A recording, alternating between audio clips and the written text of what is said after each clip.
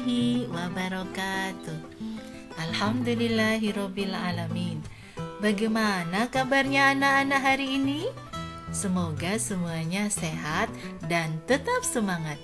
Baik, pada kesempatan kali ini Bu Nafuro akan menyampaikan pembelajaran matematika kelas 4 semester 2. Materi yang akan Ibu sampaikan adalah statistika. Pada materi statistika kali ini, yang akan kita pelajari adalah bagaimana kita bisa mengumpulkan data dan menampilkan data dalam bentuk tabel. Materi statistika merupakan kompetensi dasar dari 3.11, yaitu menjelaskan data dari peserta didik dan lingkungannya yang disajikan dalam bentuk diagram batang. Nah, untuk penyampaian diagram batang nanti akan Ibu sampaikan pada saat pembelajaran statistika yang kedua. A. Mengumpulkan data. Apakah yang dimaksud dengan data?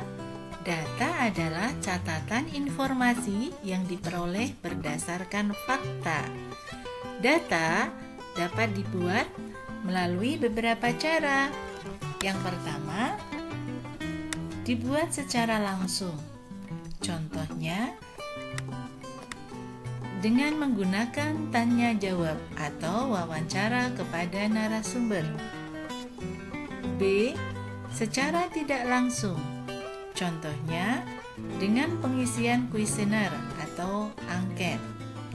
Data juga dapat diperoleh dari sumber yang sudah ada, misalnya laporan keuangan, data absensi siswa, data nilai ulangan siswa, data sensus penduduk oleh Badan Pusat Statistik atau BPS. B. Bentuk tabel. Data yang sudah ada dapat disusun dan disajikan dalam bentuk tabel agar mempermudah kita dalam membaca dan menafsirkan data tersebut.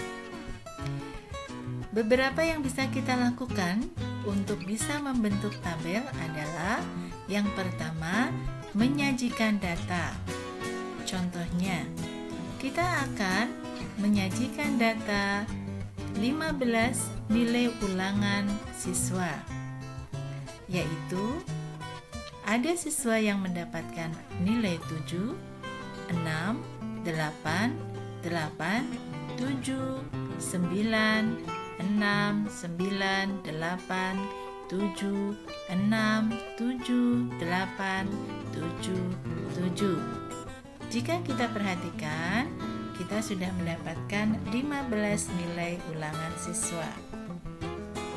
Nah, langkah-langkah untuk menyajikan data tersebut ke dalam tabel yang pertama adalah mengurutkan nilai dari yang terkecil ke yang terbesar. Jika data tidak berupa nilai, maka tidak perlu diurutkan. Nah, karena di sini datanya berupa nilai, maka kita urutkan. Nilai yang paling kecil adalah 6. Selanjutnya 7, 8, dan yang paling besar di sini adalah 9. Langkah selanjutnya, B. Menghitung banyaknya data pada setiap nilai. Anak-anak perhatikan, nilai 6, jika kalian perhatikan, kalian hitung ada siswa berapa yang mendapatkan nilai 6. Ya, betul, ada 3 siswa. Artinya, banyak siswa yang mendapatkan nilai 6, ada 3 orang. Kemudian anak-anak perhatikan nilai 7, ada 6. Artinya banyak siswa yang mendapatkan nilai 7, ada 6 orang. Perhatikan lagi nilai 8, ada 4. Artinya banyak siswa yang mendapatkan nilai 8, ada 4 orang. Dan kita perhatikan nilai 9, ada 2.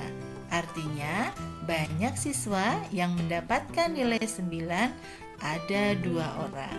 Langkah selanjutnya adalah C, menuliskan data yang telah dikelompokkan ke dalam tabel. Nah, anak-anak perhatikan kolom di dalam tabel. Ada kolom nilai. Nilainya adalah 6, 7, 8, dan 9. Perhatikan kolom banyaknya siswa. Ya, yang mendapatkan nilai 6 ada 3 orang. Yang mendapatkan nilai 7 ada 6 orang. Yang mendapatkan nilai 8 ada 4 orang. Dan yang mendapatkan nilai 9 ada 2 orang. Jika kita jumlahkan banyaknya siswa, maka seluruhnya adalah 15 orang. Begitu anak-anak untuk membuat sebuah tabel. Selanjutnya adalah membaca data. Bagaimana cara membaca data? Membaca data dalam bentuk tabel berarti menyebutkan informasi yang hanya tertulis pada suatu tabel. Berdasarkan tabel nilai ulangan matematika di atas, dapat diperoleh informasi bahwa siswa yang mendapatkan nilai 6 ada 3 orang. Siswa yang mendapatkan nilai 7 ada 6 orang. Siswa yang mendapatkan nilai 8 ada 4 orang. Dan siswa yang mendapatkan nilai 9 ada 2 orang. C. Menafsirkan data. Apa yang dimaksud dengan menafsirkan data, anak-anak? Menafsirkan data dalam bentuk tabel berarti menemukan informasi lain yang tidak tertulis pada suatu tabel.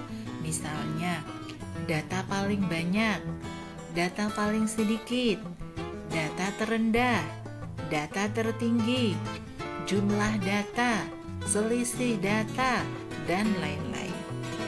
Nah, berdasarkan tabel nilai ulangan matematika yang sudah kita bahas tadi, dapat kita peroleh informasi tersirat ya, sebagai berikut. Nilai terendah yang diperoleh siswa adalah 6. Nilai tertinggi yang diperoleh siswa adalah 9. Ya, nilai yang paling banyak diperoleh siswa adalah nilai 7. Dan nilai yang paling sedikit yang diperoleh siswa adalah nilai 6. Jadi bisa kita kembangkan menjadi banyak pertanyaan berdasarkan tabel yang sudah kita tampilkan tadi. Alhamdulillahirabbil alamin. Demikian anak-anak yang bisa Ibu sampaikan pada pertemuan kali ini. Semoga bermanfaat. Selamat belajar. Terima kasih atas perhatiannya. Wassalamualaikum warahmatullahi wabarakatuh.